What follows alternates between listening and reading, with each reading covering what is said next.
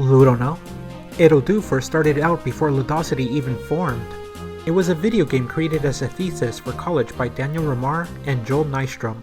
The thesis centered around compact level design, and both Ittle Dew and Mama and Son were created around 2007 to 2008.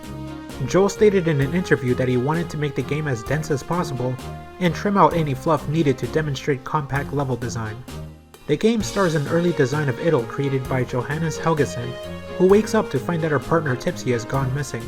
She sets out to explore a castle and comes across 4 items with mechanics that help solve puzzles. This prototype shows early versions of items that will later go on to be included in the official Ittle Do games, such as an early version of the portal wand that lets Ittle shoot a projectile that she can later warp to, an ice gun that functions similarly to the ice wand, and the flamethrower that functions exactly like the fire mace in Itll Do Two. Eventually, the company Ludosity formed with Daniel Kaplan as the CEO. Ittle Dew's development period spanned across 5 years, with Ludosity taking several side projects to get by. With every game made, the project would be put on pause. Along the way, Daniel Kaplan would later go on to work on for Mojang as a business developer and place Joel as the head of Ludosity. Ramar himself didn't join from the start, but within the first couple of years, he would join and develop titles like Garden Gnome Carnage and refine a mother and son game for an Xbox 360 indie game release. Another side gig Ludosity picked up was a port for Boulder Dash XL for the 3DS. Work started before 3DSs even reached Sweden, but the team were forced to use a dev kit while the instructions were still in Japanese. The company had to crunch to get the port done within 9 months. However, as an incentive, the company was allowed to create a game of their own to be published for the 3DS as well. The game they had in mind was Mama and Son Clean House. However, the executives weren't too keen on the title and changed it to the generic Alien Chaos 3D title you see. The game is an enhanced version of Mama and Son that had been released to the Xbox Indie Game Store. However, co-op was cut due to time constraints. Hyperduck Studios, who helped compose the music for Iggy, also produced the music for this title. Alien Chaos 3D actually features the first commercial appearance of Ittle Do and Apathetic Frog, who can be seen on the whiteboard in the background of the official stages. Assets from the game would later get reused for a Slapball stage in Slap City. Ittle Do was again placed on hold within 2 weeks of completing this project, as the company was offered another job. This job was to create Magica, Wizards of the Square tablet, for a PC and mobile release. Ittle Do was released for PC, Android, Wii U, and the Ouya in 2013. The game went through several iterations leading up to its release. Art assets were created and dropped at least twice throughout development, with the game adopting a pixelated art style in its early stages. The enemies known as Jennies also went through a rework. Early artwork showed them to be much more reptilian and closer to their prototype designs before evolving to their current Monster Girl counterparts we know and love. The bonus gallery that's unlocked upon beating the game shows different iterations of Ittle as well. It displays the first prototype version that eventually leads up to the shoeless troublemaker we all know and love today. One note the devs made is that people often mistake an Ittle as a boy, despite having average breast. A dialogue exchange with an ugly statue parodies this by having Tipsy realizing that Ittle is a girl. The game itself is very similar to the prototype that was released, with the mechanics being much more refined and having the game expand outside the castle. Much like before, the player will come across dead ends with no means to progress unless they have the right tools. They must explore the castle and steal the lunch money from the Jennies to purchase the means to travel to the dungeons where new weapons are kept. While the game takes obvious influences from The Legend of Zelda, the developers actually consider the game to be closer to a Metroidvania due to the many dead ends that are come across throughout the castle, forcing the player to come back once they have the right tools. The bonus gallery also makes a mention of how many ideas and features were tested before deciding to be cut. Joel stated in an interview that everything was compact, from the level design, items, and even the story, so the player can get straight to the point in adventure, as the characters develop organically through small dialogue exchanges and jokes. The items that are collected are a reflection on that. By themselves, the items like the portal wand or the ice wand only have a single function. However, they can be used in conjunction for the player to reach areas that couldn't be reached with only one tool. Puzzles are also designed in mind to let the player discover how the tools work together, pushing the player to experiment with their current arsenal. The game was also designed with speedrunning in mind. More difficult puzzles can be come across with signs letting the player know what tools are needed to pass. The player can beat the game in less than 15 minutes once they have a full grasp of how their tools work together, and can sequence break the game with only 2 of the 3 items.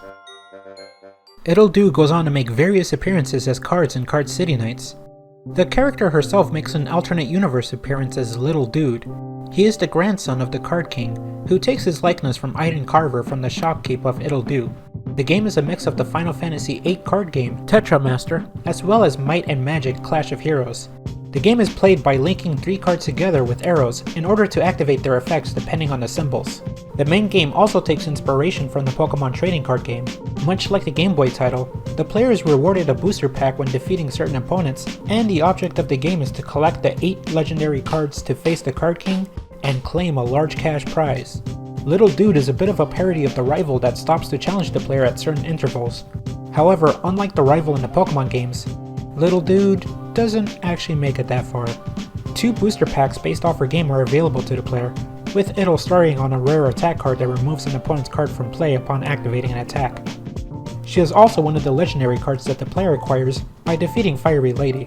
She can be placed and inflict 1 damage to the opponent per turn. In 2014, Ludosity, along with other developers, participated in a Game Jam charity drive to fight against Ebola. The games Fists of Healing and Princess Remedy in the World of Hurt were developed for the drive. Ittle Do along with Tipsy makes an appearance as a minor cameo in the Black Hole section, located in the asteroid. Ittle suffers from lack of raft sickness and must be cured. Tipsy only needs her potion fix. These 2 can also be married at the end of the game. In 2014, development on Itll Do Two began. The game was created with open world exploration in mind. The game carries more emphasis on action this time around, with small secrets littered around the world, encouraging the player to explore. Only the stick is needed to solve most of the puzzles, with the only exceptions being endgame dungeons. Much like before, the player has 4 tools to work with that can work together in inventive ways to cheese dungeons to promote speedrunning. The game has much more content as well, expanding to 8 dungeons plus secret harder dungeons for the player to discover on their own. Vague hints also lead to another layer of secrets that I won't spoil here. One of the endgame tools the player comes across is the exploding flaming chainsaw shotgun. Charging it up allows the player to solve any puzzle by attacking puzzle elements with the shotgun. This tool is actually a reference to the prototype, which rewards the player with this item if they manage to sequence break the game. Another reference of this weapon is made in Alien Chaos 3D, where Really Shooter can pick this up as a weapon to clear the stage. Unlike before, Itll Do 2 only took 1 year to develop. Nicalis offered to publish the game and port it over to PS4, Xbox One, and later the Nintendo Switch.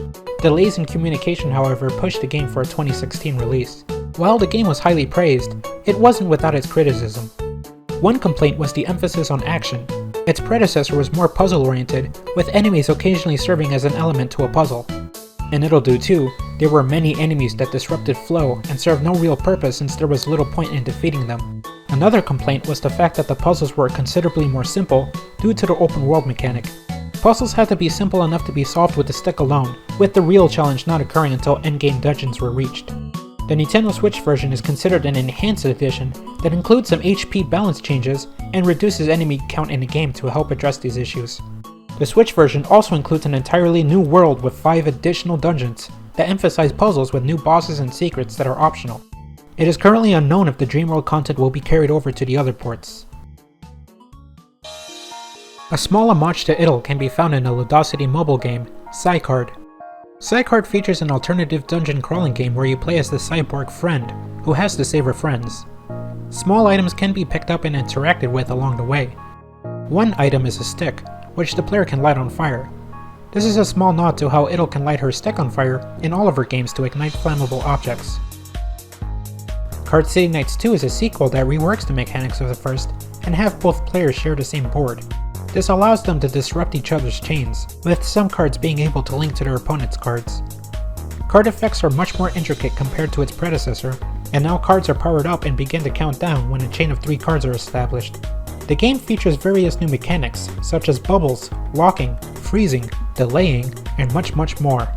The game also features an online mode that allows players to create decks with every card available to them from the start. The story mode has the player build up their own deck, however, with cards obtained through booster packs. Unlike the first, booster packs must not be purchased, with newer ones being available as the story progresses. The game takes place in a future sci-fi setting where the player explores the ship Frivolity and must defeat gatekeepers in order to meet with the captain and claim a prize. Yet another AU version of Little Dude appears. His name is Rascal, and he's a post-game opponent the player can face to acquire an achievement. Ittle Do herself makes several appearances across multiple cards, with artwork depicting her heroic deeds, and makes references to inside jokes as well. There is also a random comic generator the player can come across that features Ittle and Tipsy in various silly scenarios. In Slap City, Ittle Do's movesets are references that expands across all three of her games. Her stick is used for basic attacks and combos. Certain neutral attacks have extended range, with chains attached that are reference to the chain extend upgrade from Ittle Do Two. Her strong attack is upgraded to the Fire Sword, a tool used in all three games. Her up strong is a reference to the many treasure chests she opens, with her pose being a reference to the same one she makes in Ittle Do. Her down strong is the Dynamite. Her forward air attack is the Ice Ring, another tool from Ittle Do Two. And her side special is yet another tool from the same game called the Fire Mace. The bomb she tosses for her side special is a reference to the Prototype tool, and her up special involves using the Portal one from the original Ittle Do. The raft that she acquires at the end of both games is used for her air strong, and her pummel is a reference to a cutscene that plays in Ittle Do when the player first picks up a heart. Her delinquent outfits is also a reference to the costume she acquires in Ittle Do 2, with the many color palettes being references to different anime. And finally, when Ittle flops down from being attacked, she can be seen falling asleep, much like the opening from the original Ittle Do. And since we reached the end of Ittle's timeline, let's end this Ludo Know with Easter eggs outside of Ludosity. Ludo know that a small Easter egg in the Stanley Parable can be found depicting Ittle? It's a small childlike drawing that can be encountered in the beginning, showing scribbles that resemble Ittle Do and Tipsy. Ittle Do also stars in a small indie game titled ASDAD, All Stars, Dungeons and Diamonds. It's a small 1v1 game, where players compete to acquire treasure, and use items to disrupt each other, or collect treasure faster. To unlock Ittle, you must use the Ice Wand 30 times. And she can also be seen on the Nicalis homepage, where clicking on her and Tipsy prompts a small dialogue exchange joking about her obscurity. And finally, there's actually a skin of Ittle Do in Minecraft. Daniel Kaplan, the former CEO of Ludosity, went on to work for Mojang as a business developer, and asked the team if he can include her as a skin for the Xbox version. Well, there you have it, the last Ludo Know. For the foreseeable future anyways. It's time to take a break. I just wanted to thank a lot of people in the community who helped me out. I'm about to drop a lot of names. I wanted to thank Lazy Jenny and Aqua Blue Slaps who contributed tons of art. Also support Kid. I wanted to thank Nam for capturing the Stanley Parable footage, and I wanted to thank Cairo for supplying the clips used at the start.